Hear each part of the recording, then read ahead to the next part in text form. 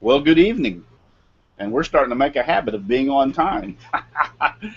So we had a cancellation tonight. The person got really sick, and I trust me, actually his whole family's sick, and I understand totally. I told him no problem. I'd figure out something. So you have me tonight talking about scroll saw and talking about spiral blades. So uh, kind of a last minute thing, so you know how it is when you go live and I tried to prep as much as I could the last 48 hours, but I also had a bunch of orders to fill, so we'll do what we can do. So I know I can talk about them, and I asked Charles, my number one spiral man, to be on tonight so he could help me out, so he's on tonight. Yep. Charles uses all spirals. I got echo coming over here from my other computer. Hang on, I forgot to turn it down.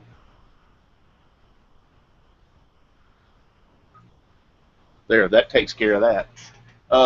But yeah, Charles is really good with spirals. I'm good with them. I'm not as good as Charles because he uses them all the time. So, but I use them when I need to do a portrait or something like that. I'll use them. And there's another person that I invited tonight. I don't know if they're going to be on, and that's John P.A. Cousins.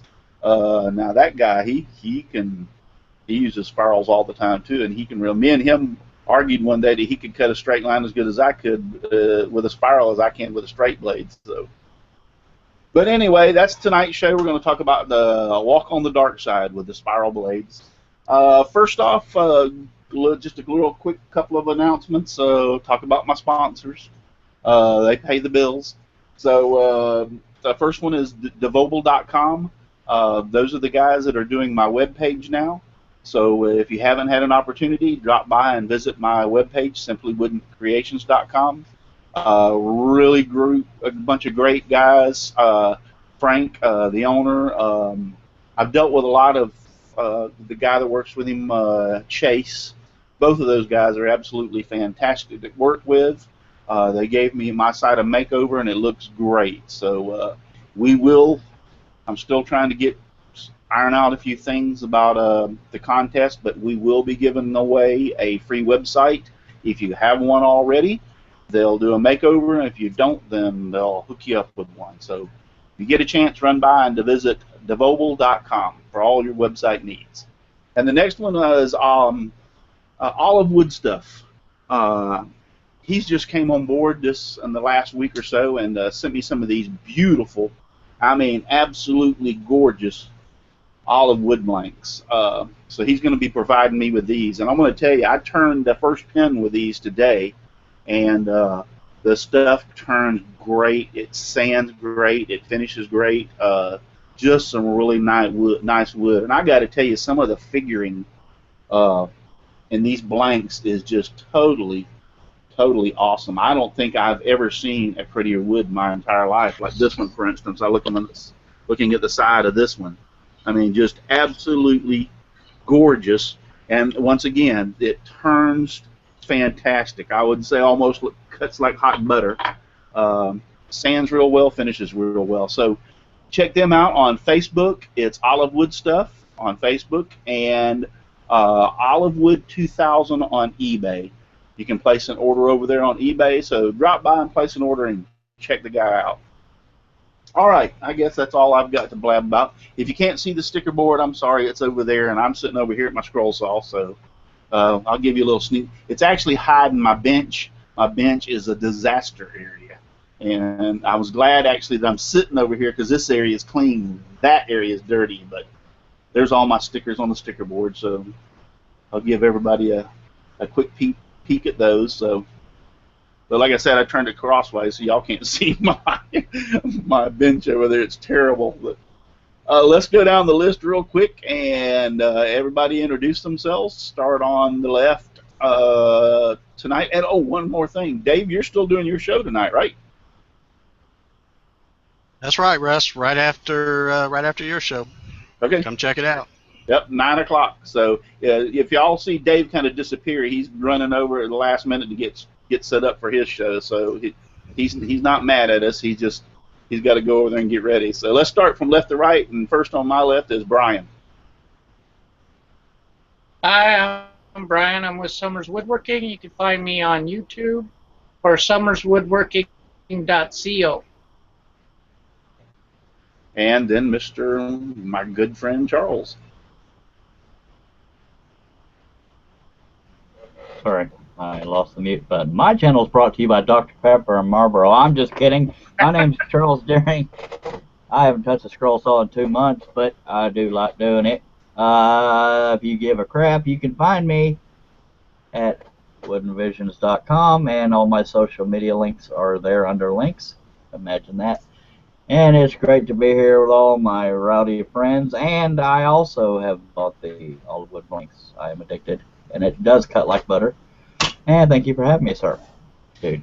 Yeah, I was surprised. I kind of thought it was a hardwood, but it's not. I mean, when I say hardwood, I'm talking about hardwood to turn, but it's not. It cut real nice.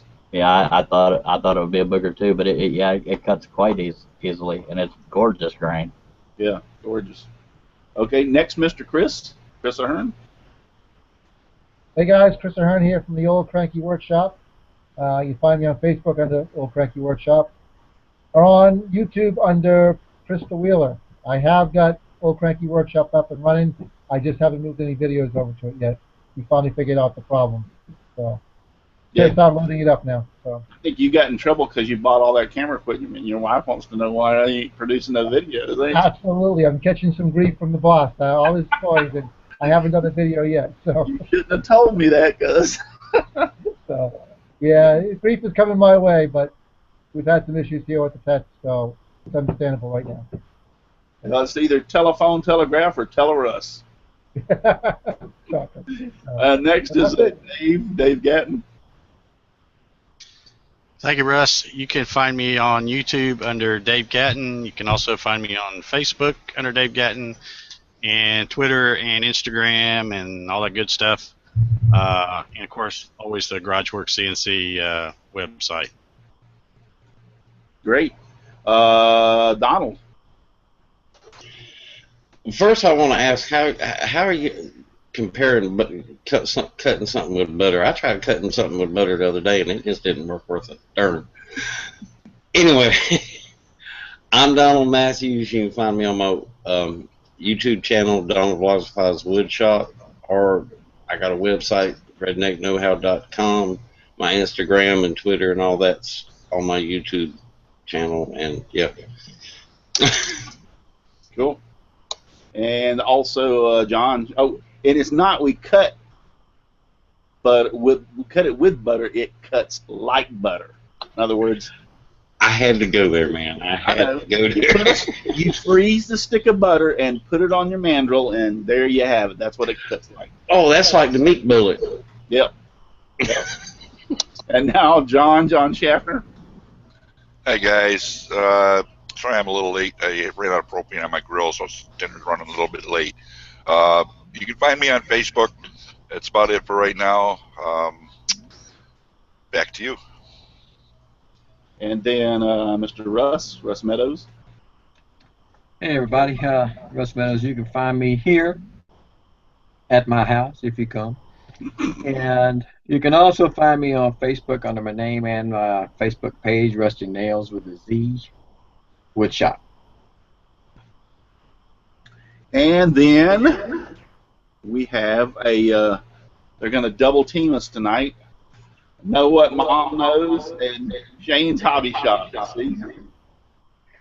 Hi everybody, my name is Shelly Cole, known as Mom, and my channel name is Know What Mom Knows. Come and check me out, it's a lot of fun. Hi guys and gals, I'm Shane with Shane's Hobby Shop. You can find me on all the Instagram, Twitter, Facebook, YouTube, and all that. Come on, find me, and also sign up for the Mother's Day contest I got going on right now. I've got a lot of great prizes for everybody to win. Go ahead and promote it.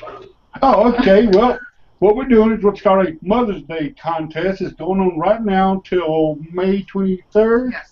And what it is, you just go ahead, build whatever you want for your mom, your sweetheart, or whatever, and just make the video of it, submit it to me for the contest.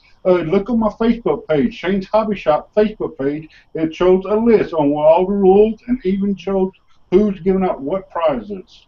So yeah, go ahead and make it up. Show me your video, and good luck to everybody. It's great. And we both have some video promotions on each of our channels. Yes. So if that will help you get a more broader understanding of what's going on. But we'd love to have anybody join in the fun. Yes, we would. I'll be joining. I'm just trying to figure out what the heck I want to make. So, and it's not going to be a pen. I can assure you that. As long as it's just majority of it is a wood product, anything else you want to add into it, hey, that's fine. Come on, more the merrier. Well, the reason I say that is because I already gave my wife a pen before when I first started making them, so that's too late. I can't make her a pen now. No, well, there you make the pencil. Yeah, that's true. Well, guys, we're going to talk about spiral blades tonight. What I know about them, they are a totally different creature, trust me, when it comes to doing your scroll saw work. Now, I primarily use flat blades, a scroll reverse blade most of the time when I'm doing most of my scrolling. I'm working on a project right here. Oh, where did I put it? Wouldn't you know, I hit it. But this is a memorial cross. A friend of mine, firefighter friend of mine. Actually, I went through high school with him also, and junior high, high school, and then we graduated together. And I went to work for the fire department first, and he came on about a year later and went to work for the fire department. Our family is kind of entwined. His father taught me minimum standards in the fire service to be able to become a firefighter. So I know his father too. So, but he passed away here a few years ago from cancer, and I'm going to be making him a cross. We're going to take it out there. There's a tree by his grave site, and we're going to hang it in the tree. I'm going to make this out of cherry and just soak it in for days and days and days, and BLO, boiled linseed oil, to see if it'll preserve it. But now That's pretty cool. thank you. For this, it's got his name up here too, Floyd Gear. For this, now I use all straight blades, and you can get pretty doggone intricate in there with that ladder and even the little hook. I would never in a million years. Now I know Charles would, wouldn't you? You would probably do this with a spiral. Well, that's only because I'd be like a total newbie if I tried a straight blade. that'd be a hoot to watch. I would totally fail, and this would suck if I did it with a spiral blade, so I do this with flat. Number one, the thickness, I have a problem with it because it's fairly thick. The flats cut a lot better as far as this thickness and everything, so, you know, I'll use flats for that. But when it comes down to something, I just printed out some things at the last minute that I thought would be kind of cool to cut. Number one, they say you can't do straight lines. I'm not good at straight lines with a spiral. I'll be the first one to admit it, but I did a few little circles and triangles. I also did a spiral. We'll see how good I can cut this spiral. So we'll play with this too. But I printed this tree out, and you'll say, well, why the tree? Because this tree was easy to find on the internet, number one. And number two, but it has a lot of what I would call characteristics in portraits. In other words, you get a lot of little places to cut out and everything. The branches may be more cylindrical or long or whatever. It kind of looks like Charles's tree. But my point is it's still got a lot of things that you have to worry about. For instance, these two right here get fairly close. And a lot of people find out that chips out. One of my little secrets of portraits is if you cut something a little different or in a little different area. For number one, if I'm going to cut something really close that I know there's probably going to be a problem right in that area, I'll either do one of two things. I'll either broaden one of them out a little further to get away from that to make this opening a little wider, okay? Or it definitely won't cut outside the line. It'll be inside the line. That's just one of the little things that you can do. And the same thing with the other little side over here. Just cut it a little bit more away from that to create more of a gap in between there. And how's anybody going to know? only you're going to know, or the person that designed the pattern. If you designed the pattern, nobody's going to ever know that. And I guarantee you, as intricate as some of these patterns, like Charles is for instance, it's going to be hard for him to detect if you make slight little alterations like that. So, isn't that kind of like with my wood carving? I mean, that's something that's natural. Who's going to notice the difference unless they actually designed the pattern? It actually becomes part A of lot the of design. Sorry, Donald, I thought you were done. A lot of beginners think there's an unwritten law that you have to stay on the line. The best way to think of it as a line is a suggestion. Unless it's a specific shape or a feature on somebody that makes a difference, that's really the only time you have to be precise. Sorry. yeah, well, take for instance the eye. Now, the eye, the way you have to make the eye most of the time is an integral part of a portrait that really determines the look of that person a lot more than some of the other features do. So yes, you would kind of want to stick with that shape or how the eye is made or stuff like that. But when it comes to hair or beard or some of the other features, or even the lines in the face, uh, if you vary off of that pattern a little bit, nobody's going to know. Trust me. Like I said, I doubt the person that even made the pattern will pay that much of attention. There's so many details in them. So that's just one of the little secrets that I've learned over the years using them. If you've never used a spiral, let me suggest this: get something like this or some circles and squares, and just sit down one day and play with it. When I first started needing to do some portrait patterns, I think I took a day of just nothing but cut, cut, cut, cut until I finally got to where I could control and master the spiral before I ever tried tackling anything else. So, but those are just a few things. I will cut on this a little bit, and hopefully you can see it good enough. But another thing is too, I haven't touched this scroll saw in probably 3 months now. So yeah, it's just like everything else. I mean, it's like riding a bicycle. Yes, you don't forget. I can get on one tomorrow, even though I probably ain't rode one in 20 years, and ride it. But you're not going to be as efficient as you were 20 years ago when you used to ride it. So a lot of us have gotten hooked on turning pins. That's why our scroll saws are together done. Yeah. I can't walk across the room as good as I used to 20 years ago. Yeah. I do that every day. So the fact that I haven't sit down and play around with the scroll saw, I actually, if I'm going to do something like that cross or something, I'll come in here and for like an hour or so pick up some stuff and just that's meaningless or something I need to make that's not important, and do some scrolling to get myself back into more comfortable with it. Because when you sit down at first, it's kind of like, wow. It takes you a few seconds to get back into the train of it, or the thought of it, so to speak. But that's one of the first things is the next suggestion. I mean, lots of practice. It takes practice. Pick up some stuff like portraits and stuff that are really not that tough or that hard to do. I wouldn't even attempt to try to do some circles and squares right off the bat. Not until you got proficient of being able to do portraits well or stay inside the line, so to speak. I wouldn't even attempt. That's just my suggestion. As far as that goes. I got a suggestion for those, and it would have helped me in the beginning with the spirals. Is if you're brand new with them, then get you a big old tube of hydrocortisone cream and coat that all over your body, and get you some Benadryl and drink the whole bottle of Benadryl so you don't have no itching, because you can't stop and scratch, and you can't sneeze because your pattern is gone. You lost it. You got to start all over again. Spirals are like you said, they're a whole nother monster to play with. They're fun and they work real well when you do them right. But you can't scratch an itch and you can't sneeze. If a bug bites you, you just gotta let it bite you. Or you can just hold on with one hand. Well, Not me, buddy. Well, you see, that's all I've ever used, and I consider myself a newbie, of course. I've only been scroll sawing since, well, Russell Clarity's contest in October of last year.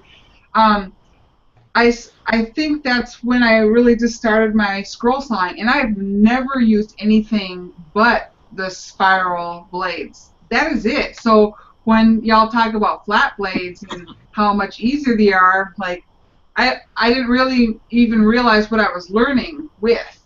But for me, using the spiral is I'm so used to it now.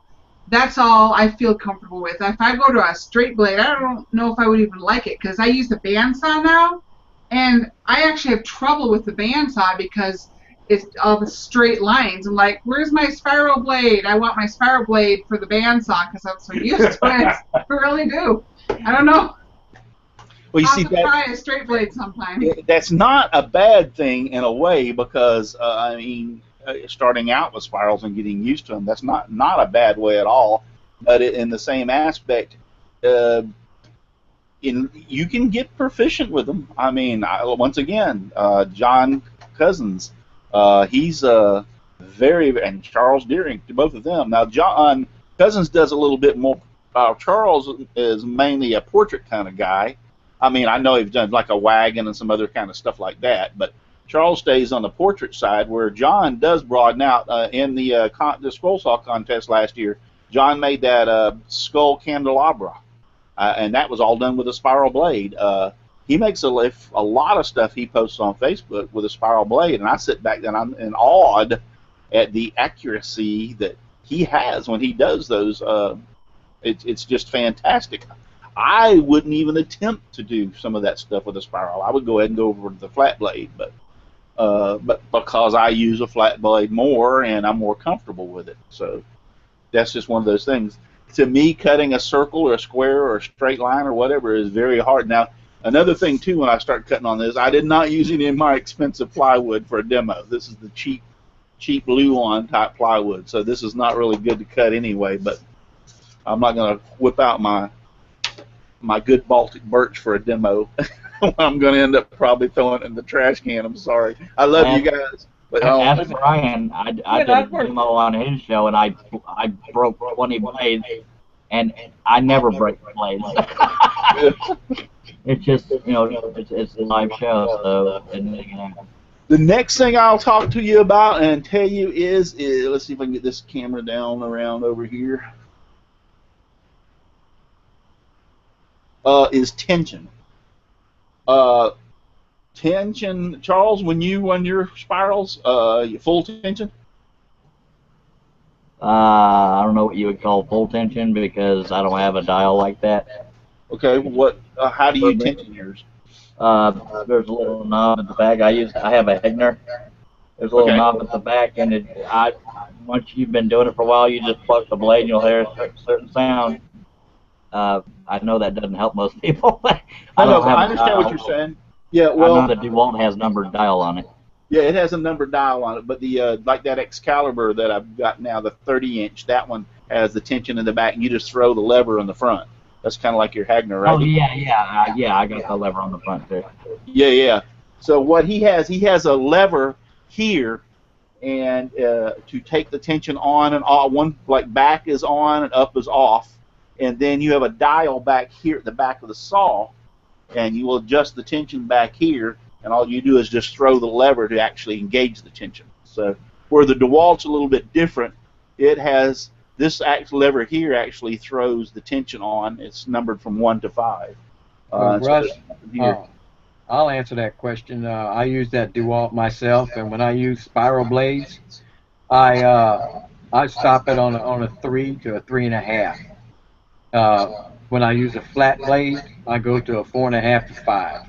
But you do stop at 3.5? I stop it at 3 to 3.5, and as the blades get used, the longer they're used, they tend to stretch, and you might have to kick it up a little bit to make it a little bit tighter. But when I put a new blade in it, I use a 3 or a 3.5 at the most on a spiral blade. Well, you see, it's a lot less. I kick mine all the way up to 5. I don't do it on the spirals. Why? For me, they break. They break. And especially if I'm using the smaller, the real thin spirals, the 3/0 and the 2/0, they tend to break a lot when you got that high tension on. Well, now that's the exception to the rule. You're right. when you're using the, and I know I've got some around here. I pulled them out earlier, if I can find them. Yeah, when you're using these 2-aught spiral blades, yes. Now that's it. These things are so. This and the 3-aught are so thin that I can't use them up on 5. I have to come in at about 3.5, maybe 4, but more like about 3.5 to use these. These things are just like. They're not much bigger than a hair, you know. Yeah, and they're aggressive too. Very aggressive. For small. I like them. When I ordered these things, I thought for sure, if you can even see them, they're so small. They're thin. I thought for sure that they'd be hard to use or cut. These things are aggressive as all get out. I was like, holy crap! But I popped a few of them right off the bat, and then discovered, well, they can't take the tension. Now, number 1 spiral, I can take it all the way. That's what's in here right now is a number 1, and I can take it all the way to 5 without any problem. I don't. When I put them on 3 to 3.5, and I'll pluck that string in it, and it gives me the right tension on it, and it's tight. I don't need to take it any higher than that. We'll go ahead and go right there. What they're talking about, and I'm hoping y'all are going to be able to hear this. For some reason, I can't go any smaller than a 3 on my saw. I don't know why. I can't get the tension to get in the right spot. It's always too loose or too tight. But go ahead, sorry. Well, that's all right. That's a number 1. Maybe move this back so I can get this over my mic a little closer. I got my mic on rollers. Let's see if I can get this down here where y'all can hear it. Yeah. Y'all hear that? Oh, yeah. That's what you want to get. You want that high-pitched sound on your blade. If you've got that high-pitched, I don't know if it's a C. Yeah, I think it's a C. But if you've got that high-pitched sound on that blade, that's the tension you want. And you can tell the difference because, listen, I'm going to back the tension down. You should be able to hear the difference. You back that, push that on up, and you should get that high pitch. Oh, yeah. Is that with a light pluck or a heavy pluck? Russ, I don't know if it's just me, but when you're talking, you sound slightly deeper. So I wonder if that also means that the plucking sound wasn't the same as we're ordinarily hearing for some reason. It could be because of this mic. It's not quite as a high. You're not hearing the high pitched sound that it should be. Yeah, I mean, but even right now, you sound deeper than your usual self. It's like something changed in your audio. Yeah, when you move the mic, you sound sort of like it kind of slow down a little bit. Yeah, so I mean, your plucker, it got plucked. It's almost like you plucked the wrong thing. Hey, Russell Clarity. Yes. Many people in the chat are right now talking about how they think that your magnifying light looks like a toilet. I mean, lots of people are talking about that right now. It's a big comment. Well, I got news for those who don't want to talk about my magnifying light. If your big butt can get on this, I don't know of anybody's that I know that it's not a toilet. It's a magnifying light. I can't get it to flush. Yeah. It don't have a handle, but it's got a lid. Got a weird smell to it. I have to admit it does look like that, but I could not scroll without this. This is like becoming intricate. My eyes are getting bad over the years. Matter of fact, for a lot of things I have to, and I told everybody the first one that laughs, you'll never be back on the show. I got where I have to use reading glasses now, so I went to the point I keep these. Y'all don't never see them on me because I don't never wear them on the show, but I keep these on my neck all the time when I'm around the shop, so when I get into those positions, I can. So. That was Brian. That was Brian. I know he muted himself so he couldn't hear, or I couldn't see him, but I heard him. Yeah, But anyway, I laughed too, but I muted. Sorry. I cannot scroll without this. It's not going to happen. I'm going to try some tonight, but I turned the light off. We'll work with it to see what best shows up. But you need that high pitched ping. Another thing I hear a lot of people talk about is when you're scrolling, is that they're having problems. And I think two things. If you push too hard on the blade, especially once this thing gets going, it can have a bowing effect. So when you're trying to cut straight up and down, so to speak. So feed is a lot of part of being able to cut good with a spiral. You don't want to force it in there. It's just like anything else. Let the blade do the work. You're just the guide to push against it. You're the artist. So don't push too hard because you will get that bow, especially maybe not in 1/4 inch or something like that. But you get on up at 3/4 inch or 1 inch some of these hardwoods and you start pushing, and it'll actually bow the blade. So when you come to go into a corner and make a turn, you've got the bow so bad that you're not going to make a nice tight or get a tight corner. It's going to be wobble out, so to speak. So that's another thing. So let the blade you do can the really work. see it. Yeah, don't push it. Don't push it. Let the blade do the work.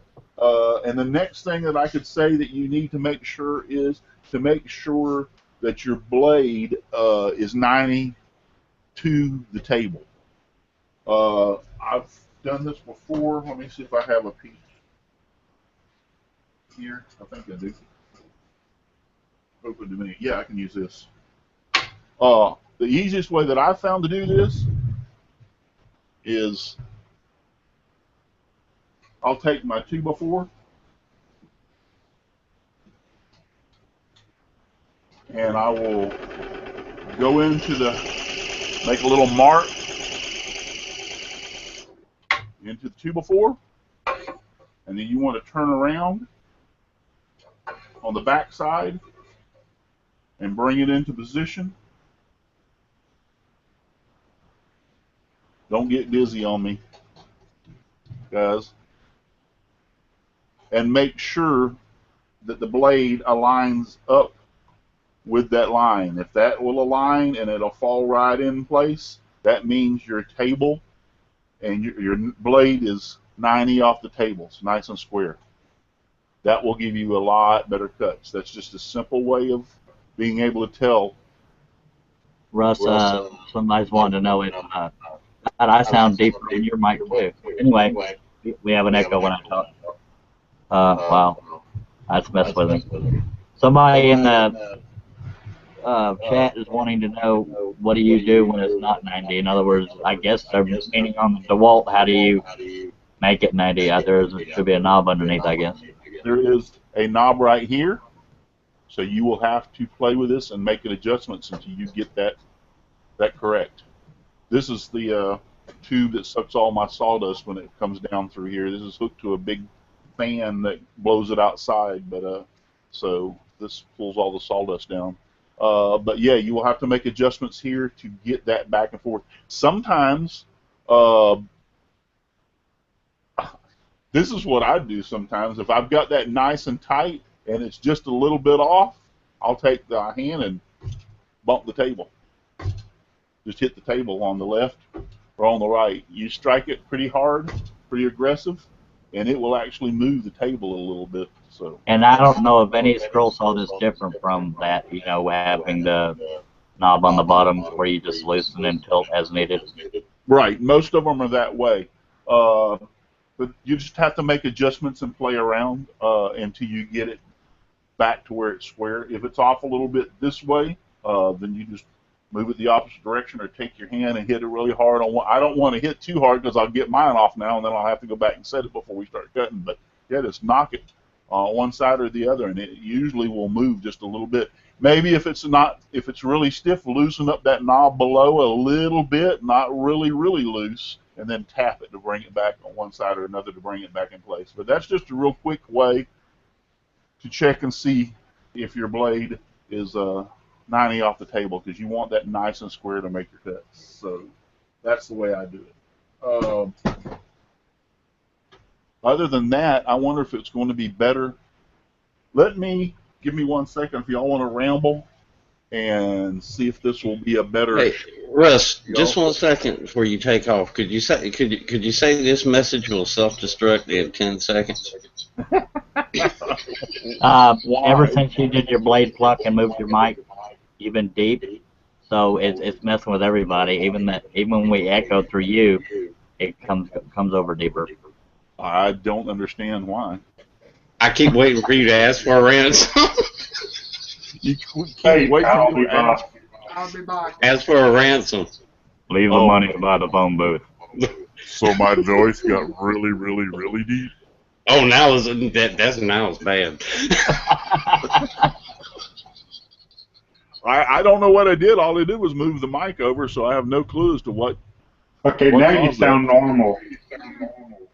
Maybe it was maybe it was a little further away from me. Maybe I pushed it back a little further when we first started. How's that sound? It's dang near you. All right, so well, you can still hear me. Let me. I'm gonna turn. If y'all want to chatter for a second, I'm gonna change. I have a mount behind me that I think I can get up and over a little bit closer to look down on to help. So I won't have to hold this camera. So I don't want to make y'all sick or dizzy. So I'll be right back. Just chat among yourselves, but remember, I'm only muting myself. I can still hear you. Oh no! All right. Well, we're gonna sit here and talk about spiral blades. All righty, Russ. Anyway, I think for anybody that's used to using a flat blade, I'm guessing when they switch to a spiral blade, they'll probably still catch themselves trying to turn the piece because of habit. For me, I'll probably catch myself when I finally try a flat blade, still trying to do it, just moving the piece side to side. While Russ is getting his stuff together, I'm going to pretend I'm in charge. Sit down and shut up. I'm just kidding. If anybody always wants to take charge. There is a question. Yeah, I was going to ask if there is a question by Kate Dotson. I tried to answer it, but you all are more of an expert than I am. And Kate Dotson was saying that when she cuts with the spiral, it looks like she's cutting with a serrated scissors, and she's wondering if she's too fast or slow or just inconsistent. It could be either or. I'll let everybody answer if they got a difference of opinion. For me, I have more control when it's full speed because that thing cannot cut any quicker than you're pushing into the blade. But being steady, it takes practice. So it could be something as simple as that. But for some reason, when it's moving real slow, it's actually harder for me to control. But if anybody else wants to throw in their thing there.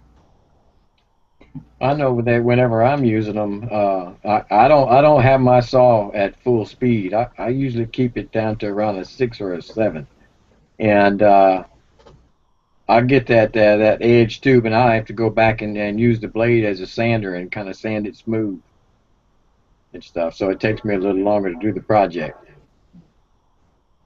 No, I agree. It's got to be a faster speed for one, but I think it goes back to what Russell Clarity was saying. You got to be the artist, and for me, that's always been my experience. If I rush it, I will mess up, and I'm very kind of slow on it. I have to have the faster speed, but I move my wood more slowly. Like I let the blade take the wood. And the blade is less likely to flex when you do that. Sorry, I didn't mean to interrupt, Mom. Chris Martin is asking, can the blade size be wrong? I seriously doubt that, but yes, there are different sizes of blades. Go ahead, Mom. I'm sorry for interrupting. Oh, no. Just that I tend to let the blade take the wood as it takes it, and if I start seeing that the blade wants to bend at all, then I know I'm going too forceful, and for me, I do have to have the higher speed. I definitely do. If it's a lower speed, I find I will mess up more. I have less control on the lower speed. Now, maybe it's just me, and I've been doing this since October, but from my experience, I really kind of like let the blade and everything just kind of go at its own speed. Sometimes it's going to be faster, sometimes it's going to be slower, but I really let the blade itself tell me how fast or how much push to give it, and I find that my lines look smoother when I do that. I don't know. That's just me. Well, I got a question for you, Charles, and also John. You can answer it too. Uh, when Mom goes to bed, so I can play on her scroll saw. If I cut something out, the bottom side looks very terrible, like it just ripped all the wood out. So when That's y'all do y'all scroll saw, what kind of wood do y'all use? the most common is molten bird's fly, but if you're using spiral blades, that's what the fuzzies are. And by the way, Russ, you're the one we're getting the echo from, and I know you can't help that because it's a pain in the butt to go back and forth muting, but that's why you were muted a second ago. John can answer that too, but I think Yeah. what he's talking about is the fuzzies. Well, I'm thinking too, it's the type of blade. I mean, if you're using a reverse tooth blade, you're not. It's going to not eliminate the fuzzies, but it'll cut them down quite a bit. I don't know if spirals have reverse tooth, because I don't use spirals.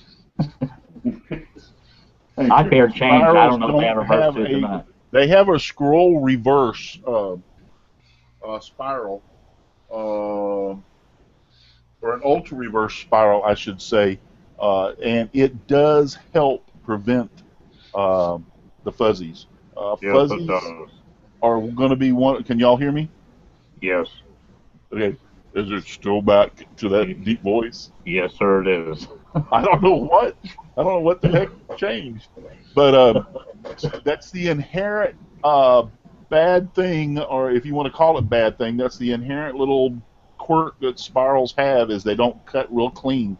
You have to realize how a spiral's blade is made, and this is no joke. I thought it was kind of weird when I heard it and didn't believe people. They actually take a straight blade, and a longer straight blade, and heat it and twist it so that all the teeth are just going in all different directions. That's how a spiral blade's made. It's just a twisted straight blade. So, what are y'all laughing at? Is it my voice? James Earl Jones. Yes. No, Russ, it's not your It's voice. not your voice. Yeah, Well, I everybody. can't help it. It's the force. I'm going to throw Donald out of the program in about 2 seconds if we don't quit laughing. Well, just use helium and it'll kind of balance out. Hi, everybody. So if I talk like this, is it going to be any better for you? More entertaining, yeah. No, I Donald. thought you wanted me to stop laughing. You know what happened? We're talking about the dark side using spirals. That's what happened. Well, then the force is with me on the dark side. Yeah, I guess. So, all right. So, can y'all see that halfway decent? Yes, sir. Yes, we can. Sorry. All right, so, one of the hardest things that I have to learn to do on a spiral is I am so used to flipping the wood that even though I don't have to flip the wood, I will catch myself doing that, because one of the things about a spiral is you can actually start cutting this way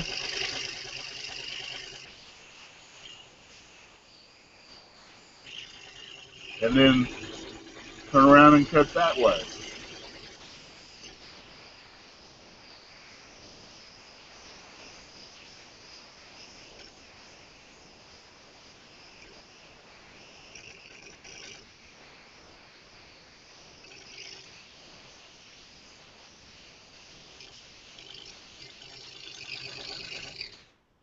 So you don't have to do the flipping. I tried to get my camera. I've got a Logitech camera. Hang on just 1 second, and it will zoom in. But tonight, of all nights, guess what? It's not wanting the zoom part.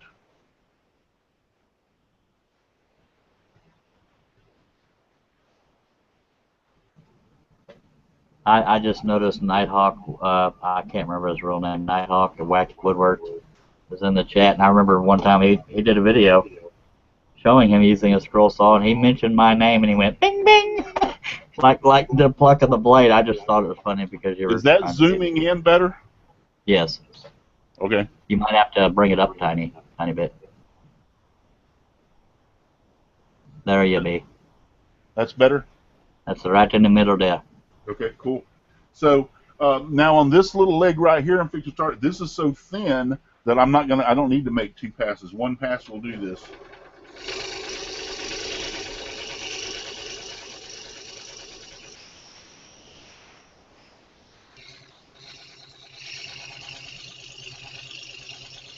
That's my favorite part about the spiral blades is that you can go back and forth like that. That's why I love the spiral blades. Yeah, you see now it's more comfortable if I'm doing this to show you can do it, but trust me, if I was doing this portrait, this was a portrait and I was doing it, I would flip it around. It's more comfortable for me to push forward than it is to do that. So I would flip this around automatically.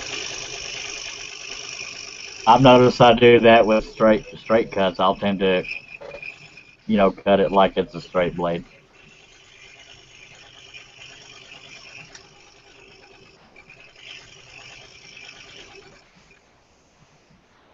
Yep. Anybody in the outside or in YouTube has any questions, feel free to throw them out at us, and one of us might know it. Now another thing, I'll a secret to the spiral is also the spiral, because of the fact that it's a twisted blade, and so the teeth are running 360 degrees around the spiral. You can use it like almost a piece of sandpaper or a gnawing of the wood effect. So if you have, I'll get into a little bit bigger area down here to show you all that in a minute. But if you have an area where you went in, but the part that you need to cut off is not even as wide as your spiral, you can just plainly go back and forth a little bit and wear that area down rather than trying to cut around in that area. I don't know if you can see that or not, but that's a little place that I have right here. This is actually so thin in this little section that I'm in right now that it's not wide enough to go and cut it. So what I'll do is just take the spiral blade and just kind of go back and forth until I get through that area.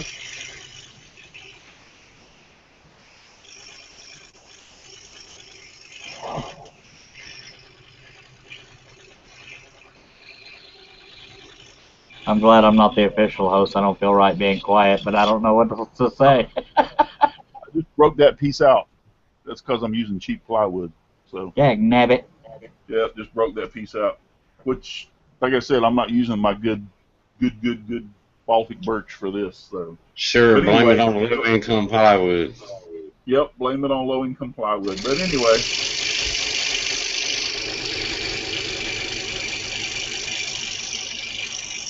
And for anybody that's brand new to scrolling, 9 times out of 10, gray or black represents what's being cut out. But sometimes it could be where you're wanting to make the tree out of wood, and you're just cutting it separately from the backer. But I think he's cutting out the gray. I don't know because of that break. I don't know. Let's go down in here to. I'll show you what I'm talking about right here. But so that's some of the areas. Okay, so this is the you area are cutting out the gray. Okay. Yeah, I'm cutting out the gray. This is the area. There was a little piece in here that I got a little too thin along it, and it broke out with this cheap plywood. So, but there you can see. Trying to get it where it'll focus in fairly good for you. Some of these little branches are so small. This is a number one. It is actually as wide or wider than the edges or the branches themselves. Let's get down in here. I'll come down in here to a thicker portion and talk to you about using it almost like a piece of. And yes, I'm a bottom feeder. I know that's not a good thing. I've tried my best to be a top feeder, and it just don't work for me. I ain't got my glasses on, so I can't see it. And when I do the blade, I don't know if you notice, I put the blade in, and I put my thumb on it to push backwards, and then I've got my finger here. I'm actually pushing down to get all the extra tension out of this arm I can when I tighten this up, so that when I go over, it's really nice and tight. But let's see if you can see this. I'm going to just go back and forth in an area and start just like sanding or just gnawing out an area right along in here.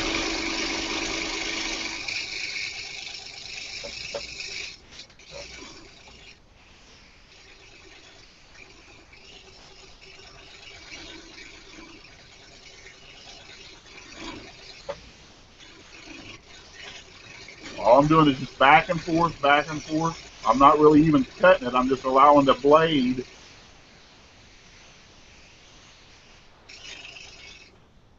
Well, let me show you what I'm talking about. Now, I didn't really even cut this. I just ran it back and forth and opened that up. Russ, real quick, even though you're doing the cutting, I don't know if he's asking somebody in the outside chat or if he's asking in general what programs people use to make their patterns. I use Corel Draw. There's the free one out there is help me out. GIMP. GIMP. No, well, not GIMP. Inkscape. Inkscape. Yeah. That's Inkscape, GIMP, or both. I use Corel Draw. I love Corel Draw, and we're rocking on down here to the last 10 minutes. Let me. I'm going to attempt to. What do you want me to do? The circle or the star? Or anybody in YouTube? What do y'all want him to do? Circle, star, straight line, spiral? No answers yet. No answer. I'll do the star then. That's got some. Chris Martin was wanting to know if you always use plywood or do you use some hardwood too, or? I use both, yeah. But the problem is with the spiral is I don't like using too thick of a hardwood. What's the thickest you've ever cut, Charles? An inch. That was a pain in my booty hole. Yeah. That's sorry, me trying to be G-rated. No, if you went with a number 3 flat, I can cut 1 inch. I can use a number 1 flat and cut 1 inch without too much of a problem. But yeah, because a flat blade is like a mini bandsaw, somewhat. I mean, yes, as far as they're like a mini bandsaw, but they all want you to do the star. Okay, so yes, I would. You can cut hardwood. It's just I would limit it to ½ inch or less, especially if you're a newbie. I would definitely not go with a real thick hardwood till you get used to cutting hardwood with a spiral. Definitely, I would not.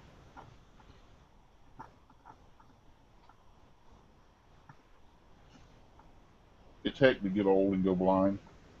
Yep. That's not even the hole. That was a piece of black place on the plywood. Be quiet, Donald. I know. I tried poking it and it wouldn't go in. I had to move over. Oh bloody heck! Jamie is I'm asking. talking about there was a black spot on the back of the plywood, and I thought that was the hole. I've done that too, but I won't admit it. Yes, I will. Okay, Jamie is asking, apart from Steve Good and Charles Daring, can anyone recommend a place for good patterns?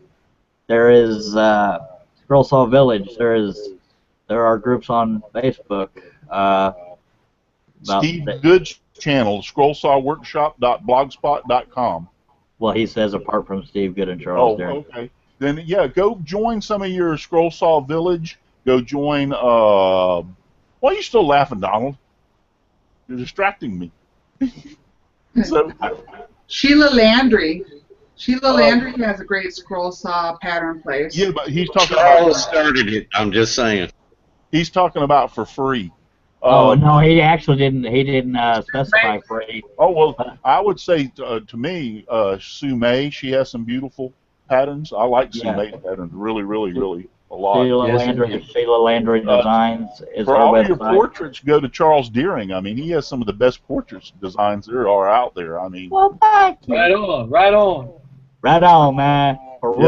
If I was going to do some kind of a portrait and didn't want to have the time for myself personally to sit down and try to do that, I'm going to Charles Deering and getting one. Much obliged.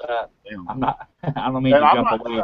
And I swear, Charles and I are friends, but I'm not saying that just to say it facetiously or whatever. It's the truth. His patterns are awesome. All right, let me see if I can cut this. I might see how well I can do this and keep this straight on this, because I'm not going to guarantee you anything since I haven't been doing this for a while. So. And for while you're doing that, I'm going to list some of the websites. Sheila Landry's is SheilaLandryDesigns.com. Sue May is Scroll Saw Artist. I'm going to mute you, Russ, if you don't mind. Yeah, go ahead. Sue May is ScrollSawArtist.com. There's Wildwood Designs. There's Wooden Teddy Bear. Scroller Ltd. Yeah, they're listing it now. Rick Hutchison has a ton of. He mentions that too. The Victorian Steve style. Good. Steve Good. Yeah, that was mentioned earlier. Yeah, Scroller Online is Scroller Ltd. is scrolleronline.com. And then there's Wooden Teddy Bear, Cherry Tree Toys. Donna Presley mentioned. I forgot. That's. I'll let the people in the chat answer that because I can't remember anything. Yeah. So yeah. I heard it mentioned before that for when you first starting out scroll sawing that using coloring book pictures. You can use whiteout. I mean that's one of the earliest ways people will try to turn a simple line drawing into a scroll saw patterns to use whiteout and just break the line. Where it's hard to explain. My brain is not working, and I haven't hosted in a while. Well, I was just going to suggest that because for my animals, my Noah's Ark that I do on the scroll saw, I've stolen coloring book patterns for my animals. Yeah, stained glass, coloring books, all kinds of things I won't be able to think of until the show's over. I mean, pretty much it's not that you do anything that's printed in black and white or on white. Yeah. And 9 times out of 10, anything that's dark on a pattern will be cut out. If not, the pattern will usually say cut out the white. Or. Right. Oh wow, anything on black and white? Maybe I should try to do my divorce papers. I'm doing vodka right now from a coloring book. That's probably set in stone. Yeah, Jamie, there are a whole lot of patterns that are free on Scroll Saw Village. And I know people have told you about Scroll Saw Village. I'm just telling you they happen to be free. I don't think I did too bad. I don't think you've done bad at all, mister. For not sitting around and doing a scroll saw for a while, I think those are pretty doggone straight lines. A lot better than I could do with a straight blade. So. Now, Russ, I saw you kept turning it. Is that because just out of habit? Yeah, well, when it comes to cutting straight, I have to push it away from me. If I was doing a portrait where it's irregular, I can do that little shift. But if I'm going to cut a straight line with a spiral, I have to have it pushing away from me in order to be able to do it right. Yeah, I'm the same way. It's not just from using flat blades. I don't know what it is. I just feel like I have more control. How many more minutes we got here? How many minutes we got left? 2. 2 minutes? All right, yeah, because we'll get over to close this out so we can get over to Dave's show. Any other questions anybody got? Not. So the blades are the same length universally, right? Yes, they're all about 5-inch blades. Okay. I'll real quick see how well I can do on cutting this circle. If I can get the stupid blade in there and get it to hold. Put your good eyes on. Yeah. Let's Is there anybody see how well I can do this circle. Is anybody on? Sorry, Russ. Does anybody in YouTube have? You can mute me, Charles. Info.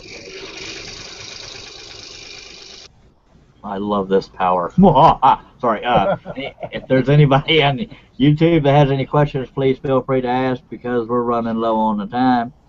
Good to see you, Donna Presley, Chris Martin, Jamie, Katie Dodson, Rick Hutchison, Wacky Woodworks, Nighthawk. I cannot remember your real name. The straight line is the hardest thing to cut, Nighthawk, so don't feel bad. And that's with straight or spirals. Yeah. I can't keep up because my eyesight's going to crap. Go ahead. The real question is this the same machine that Russ took apart a few episodes ago? That might have been a Delta, but I don't remember. Okay. Oh, it is the same one? Yeah, it was still wrapped up, and it was still in pieces. Oh, man. Okay, it doesn't look like we have any questions. 8 o'clock. Don't tell him. I have a question, actually. When it comes to these spirals, they're all twisted all the way to the end. Am I correct? Some of them are. Flying Dutchman has what they call flat-ended spirals, but every time I get them, they still have to be untwisted to a degree. Some people will tell you to use a hammer to bang the ends flat, but don't do that because that's just crimping it, and that will make it break easier. I use needle nose pliers in both hands and untwist it. But that's Well, my just me. circle wasn't as good as my star, but I got the dust collection got off and I couldn't see up here, but it's not too terribly bad. Oh. Chris Martin is Nothing a good asking. sander wouldn't do. Yeah. That's very good, sir. Chris Martin is asking what my favorite scroll saw is. I've never used a DeWalt. I've never used an Excalibur, even though I had one. I sold it to Russ before I could use it. I love my Hegner, but any Ryobi for you, Charles. Ryobi. yeah, Ryobi. For me, the upper arm broken hack. It's real. What works for me is a Hegner, but that's what they call a high-end scroll saw, and I got lucky getting that. But DeWalt and Porter Cable and Delta seem to be the most popular, common middle-of-the-road saws or everyday use saws. And Rick Hutchison could probably answer a lot of this too. He literally has over 200 scroll saws. Wow. Wow, Yeah, I'm close. I've got Porter Cable. The only problem I'd say with it is the light housing heated up so much the plastic gasket melted. And now the light doesn't stay in place. I'm back. Hi. Sorry. Oh, he's gonna want his show back. Fine. He's gonna sing and stuff if we let him talk. Sorry. Go ahead, Russ. See my neat little mechanism I have to goes up to the ceiling so I can. That's plumb nifty. Yep, I think it is. I think it's pretty cool. I came up with that design. You can actually take this off and use it as a hand. Use it for hand too. I should have made you or had you make me one of those when you were down here visiting. Yep. Egnabbit. Well, y'all hold your hats because Russ is about to sing. Yeah, guys. Thank y'all. We've had like 38 one time. I looked over and was watching us tonight, which is absolutely fantastic. Thank you, guys. Thank you for being over there on YouTube. I really appreciate that.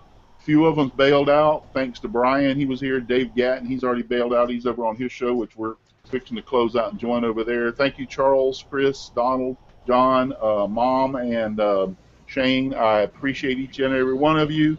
Thank you all for watching me over on YouTube. Y'all guys make it all worthwhile. It's a lot of fun. I enjoy doing this. I enjoy having you here every week. So just give me sawdust, lots of sawdust, all around me and everywhere.